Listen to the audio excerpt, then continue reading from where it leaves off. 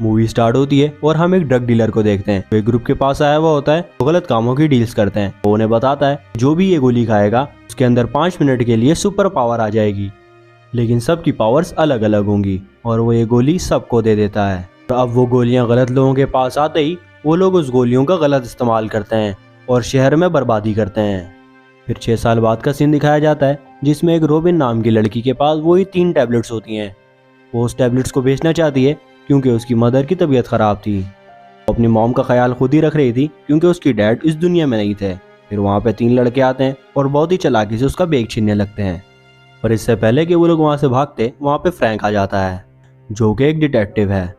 कहता है कि अगर तुमने यह टैबलेट खाई तो तुम्हारे अंदर 5 मिनट के लिए सुपर पावर आ जाएगी, लेकिन इसका नुकसान ये है कि तुम्हारी इससे मौत भी हो सकती है। हर कोई इस टैबलेट को डाइजेस्ट नहीं कर पाता। वो लड़के उससे डर जाते हैं और फ्रैंक उनसे उसकी टैबलेट ले लेता है और वो लड़के को वहाँ से भगा देता है। दरअसल वो रॉबिन को पहले से जानता था कि उसकी मॉम की तबीयत खराब है। वो रॉबिन को उसकी टैबलेट्स वापस नहीं करता, बल्कि उसको उसकी बाइक दे देता है। को पाकर रॉबिन बहुत खुश हो जाती है। वहीं दूसरी तरफ हमें यूएस आर्मी के मेजर को दिखाया जाता है, जिसे एक लड़के के बारे में पता चलता है जिसने सबसे पहले ये टैबलेट खाया था और वो लड़का कोई और नहीं, रॉबिन का कजन था। मेजर उसके घर के अंदर जाता है और देखता है कि हर तरफ निशान होते हैं और खड्डे बने हुए होते हैं। मेजर उसे कमरे से बाहर निकलने के लिए कहता है। फिर वो कैप्सूल खा लेता है और उसके अंदर सुपर पावर आ जाती है और उसके पूरे बदन के अंदर आग लगने लगती है। वो अपनी जान बचाने के लिए वहाँ से भागने लगता है और उसे भागते भागते 5 मिनट पूरे हो जाते हैं, जिससे रॉबिन के भाई की शक्तियाँ खत्म हो जाती हैं। फिर वो एक साथ 3 टैबलेट खा लेता है और उसके अंदर बहुत सारी पावर आ जाती है। वो मेजर को किसी भी हाल में मारना चाहता है, लेकिन मेजर फिर जाके वॉशरूम में छुप जाता है और वो अपनी जैकेट को गीला कर कर उसके आने का इंतजार करता है और जैसे ही वो आता है उसको पकड़कर बाथ टब के अंदर डाल देता है। फिर मेजर उसे कहता है कि मैं सिर्फ तुम्हारे डीलर का नाम जानना चाहता हूँ और कुछ नहीं, लेकिन वो ज़्यादा गोलियां खाने की वजह से वो ब्लास्ट हो जाता है। इस ब्लास्ट में मेजर तो बच जाता है, लेकिन रॉबिन के कजन की डेथ हो जाती है और मेजर ने उसका मोबाइल अपने पास रख लिया था। फिर मेजर को पता चलता है कि उसका तो बहुत सारे डीलर से कांटेक्ट था जिनसे वो कांटेक्ट किया करता था और फिर उनमें से वो एक नंबर को मैसेज करता है कि मैं तुमसे मिलना चाहता हूँ, लेकिन वो नंबर रॉबिन का होता है। फिर हम लोग फ्रैंक को देखते हैं जो बैंक के पास जा रहा होता है। उसे पता चलता है कि बैंक के अंदर एक ऐसा आदमी है जो बहुत इनविजिबल है, उसे देखना पूरी तरह से इनविजिबल है और वो बैंक में चोरी कर रहा होता है। हालांकि यहाँ पे बहुत सारे पुलिस वाले होते हैं, लेकिन अंदर उन्हें जाने की इजाज़त नहीं होती। फिर फ्रैंक एक टैबलेट खा लेता है और अपनी घड़ी में 5 मिनट के टाइमर लगा के बैंक के अंदर चला जाता है। फिर हमें वो आदमी दिखाया जाता है जो जिस रंग के पास भी जाता है वो उस रंग को अपना बना लेता है। फ्रैंक को देखने के बाद वो बैंक का पैसे लेके वहाँ से भागना शुरू कर देता है। वो फ्रैंक से बहुत दूर चला जाता है और उसके पास एक गन भी आ जाती है। फिर वो देखता है कि फ्रैंक उसका पीछा नहीं छोड़ने वाला, तो वो उस पर फायर करता है, लेकिन फ्रैंक ने भी वो टैबलेट खाया हुआ होता है, तो उसकी स्किन इतनी हार्ड हुई हुई होती है कि उस पर कोई भी चीज़ असर नहीं करती। इसीलिए वो गोली लगने के बाद नीचे तो गिर जाता है, लेकिन वो जिंदा होता है। लेकिन ये बात इनविजिबल मैन को पता नहीं थी। फ्रैंक इसी चीज़ का फ़ायदा उठाकर उसको ज़मीन पर मार देता है और उसको पूरी तरह से अपने काबू में कर लेता है। फिर फ्रैंक का सीनियर उसके पास आता है और उसे कहता है कि अपना बैज और अपनी गन मुझे दे दो। फ्रैंक उसे कहता है कि क्या तुम मुझे निकाल रहे हो? वो कहता है कि तुमने भी रूल्स तोड़े थे। असल फ्रैंक ने भी वो टैबलेट्स खा ली थी जो रूल्स के खिलाफ थी। उसे कहता है कि बगैर टैबलेट्स के हम उसका सामना नहीं कर सकते थे। अगर हमें उनको इस शहर से ख़त्म करना है तो हमें भी उस टैबलेट का इस्तेमाल करना पड़ेगा और आपको मेरा इसमें साथ देना पड़ेगा। ऑफिसर उसे कहता है कि सच में अगर तुम इस चीज़ को ख़त्म करना चाहते हो तो तुम्हें मेजर से मिलना चाहिए। वहीं हमें रॉबिन को दिखाया जाता है जो रेस्टोरेंट में अपने कज़न से मिलने गई थी, लेकिन उसे तो मैसेज मेजर ने किया होता है। फिर उसे मेजर पकड़कर अपनी गाड़ी में डाल देता है। फिर उससे पूछता है कि मुझे बताओ कि तुम्हारा सप्लायर कौन है। इस पर रॉबिन उसे कुछ भी बताने से मना कर देती है। मेजर उसे कहता है कि तुम्हारी एज की मेरी एक बेटी भी है जिसे इस टैबलेट के डीलर उठा के ले गए हैं और मुझे किसी भी हाल में अपनी बेटी को वापस पाना है। मेजर की बातें सुनकर रॉबिन उसको उस जगह पर ले जाती है जिससे वो टैबलेट खरीदती थी, लेकिन उस डीलर को उस पर शक हो जाता है और वो अपना ट्रक लेकर वहाँ से जाने लगता है। फिर मेजर उन पर वहीं पे हमला करके उन पर ख़त्म कर देता है। फिर मेजर को पता चलता है कि ये असली डीलर नहीं है, वो एक सप्लायर है और मेजर भी काफ़ी ज़ख्मी हो चुका था। तो वो रॉबिन से कहता है कि वो उसकी मदद करे। रॉबिन उसकी मदद करना शुरू कर देती है। फिर उन्हें पता चलता है कि अगली डील कहाँ पर होने वाली है। फिर हमें नेक्स्ट डीलर दिखाया जाता है जो न्यू कैप्सूल के बारे में एक्सप्लेन कर रहा होता है। वो बताता है कि ये टैबलेट बर्फीले जानवरों के डीएनए से बनाई गई है और कहता है कि हमें इस टैबलेट को चेक करना है।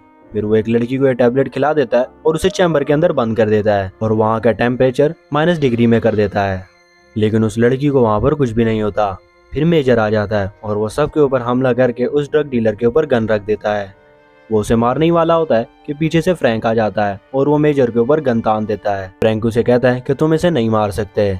ये आपस में बात ही कर रहे होते हैं तो ड्रग डीलर को मौका मिल जाता है और वो वहाँ पर टैबलेट खा लेता है और उसके अंदर सुपर पावर आ जाती है।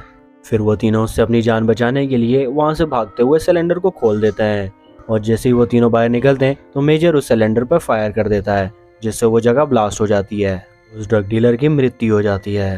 हालांकि ये तीनों बच चुके हैं, लेकिन फ्रैंक ने मेजर को अरेस्ट कर लिया है। यहाँ पर पुलिस भी आ जाती है और हाई सिक्योरिटी के लोग भी आ जाते हैं। जब भी किसी ऐसे इंसान की डेथ होती है जिसने टैबलेट खाई हुई होती है, तब ये लोग आते हैं और उसकी बॉडी को अपने साथ ले जाते हैं। यहाँ पर फ्रैंक उन लोगों पे शक हो जाता है कि ये उन लोगों से मिले हुए हैं जो पूरे शहर में ड्रग सप्लाई करते हैं। फिर इस पर मेजर उसे बताता है कि ये ड्रग डीलर एक ऐसी टैबलेट बनाने वाले हैं जिससे उनके अंदर सुपर पावर हमेशा हमेशा के लिए आ जाएगी और इसके लिए वो मेरी बेटी का इस्तेमाल कर रहे हैं क्योंकि उसके अंदर एक अलग डीएनए है। फ्रैंक को उसके ऊपर यकीन हो जाता है। फिर ये तीनों एक पानी के शिप के पास पहुंच जाते हैं जहाँ पे बहुत सारे ड्रग डीलर होते हैं। मेजर जानबूझकर खुद को अरेस्ट करवा देता है। फिर मेजर को शिप के अंदर लाया जाता है। वहीं छुपके से फ्रैंक और रॉबिन शिप के अंदर आ जाते हैं। वो दोनों शिप के ऐसे रूम में आ जाते हैं जहाँ से पूरे शिप को कंट्रोल किया जाता है और वो मेजर को डोर के बारे में एक्सप्लेन करती है। यहाँ पर हाई सिक्योरिटी का वो ऑफिसर भी होता है जो ड्रग डीलर्स के लिए काम करता है। वो वही टैबलेट खा के कंट्रोल रूम की तरफ जाने लगता है। वो उसके कंट्रोल रूम के आने से पहले ही वहाँ से निकल जाती है और वो उस रूम में आ जाती है जहाँ पर मेजर की बेटी होती है। यहाँ पर रॉबिन को पता चलता है कि बहुत साल पहले गवर्नमेंट ने अपने सोल्जर्स को सुपर सोल्जर्स बनाने के लिए एक प्रोजेक्ट पर काम करने के लिए कहा था और इस प्रोजेक्ट का हिस्सा मेजर भी था, जिन पर एक खास किस्म की गैस अप्लाई की थी और उनकी पावर बहुत ज़्यादा बढ़ गई थी और ये सब कुछ गवर्नमेंट अपने फायदे के लिए कर रही थी। वो ये सब करने से सभी मुल्कों को ख़त्म करना चाहती थी और सबके ऊपर अपना राज करना चाहती थी। मेजर को जब ये बात पता चली तो उसने वो टीम छोड़ दी और कई सालों बाद जब मेजर की बेटी पैदा हुई तो साइंटिस्ट को पता चला कि उसकी बेटी के अंदर वही पावर्स हैं और उसके ऊपर हमला करके उसकी बेटी को वहाँ से अगवा कर लिया कि उसके डीएनए पे रिसर्च करके और भी पावरफुल कैप्सूल बनाए जा सकें। फिर ये सब यहाँ से जाने लगते हैं, लेकिन तभी वहाँ पर डॉक्टर गार्डनर आ जाती है जो रॉबिन को पकड़ लेती है। डॉक्टर गार्डनर उस प्रोजेक्ट की हेड होती है और वो रॉबिन के बदले मेजर की बेटी की डिमांड करती है। फिर मेजर उसके पास जाता है और तभी मेजर वो टैबलेट खा लेता है। मेजर पहले से बहुत पावरफुल होता है तो वो टैबलेट खाने के बाद उसके अंदर से एक हीट निकलती है जो उसकी तरफ आने वाली बुलेट्स को गिला देती है और उसके आसपास के लोग सभी मारे जाते हैं और डॉक्टर गार्डनर भी वहाँ पर मर जाती है। वहीं पर मेजर की भी डेथ हो जाती है। वो सब उसकी मदद कर रहे होते हैं, लेकिन तभी मेजर की बेटी आती है। उसके पास खास किस्म का डीएनए होता है तो वो उसके चेहरे पर हाथ डालती है और मेजर जिंदा हो जाता है और फिर वो चारों वहाँ से निकल जाते हैं। फिर मेजर वहाँ से जाने से पहले रॉबिन को एक भरे हुए पैसों का बैग दे देता है जिससे वो अपनी मॉम का इलाज करा सके और यहीं पर मूवी एंड हो जाती है। हमारी मूवी का एक्सप्लेनेशन आपको कैसा लगा हमें लाइक और कमेंट करके बताएं। मैं इसी तरह की मूवीज़ आपके लिए लेकर आता रहता हूँ, तो मेरा चैनल सब्सक्राइब कर बेल आइकन भी दबा दें। फिर मिलेंगे किसी और मूवी के साथ, तब तक अपना ख्याल रखें।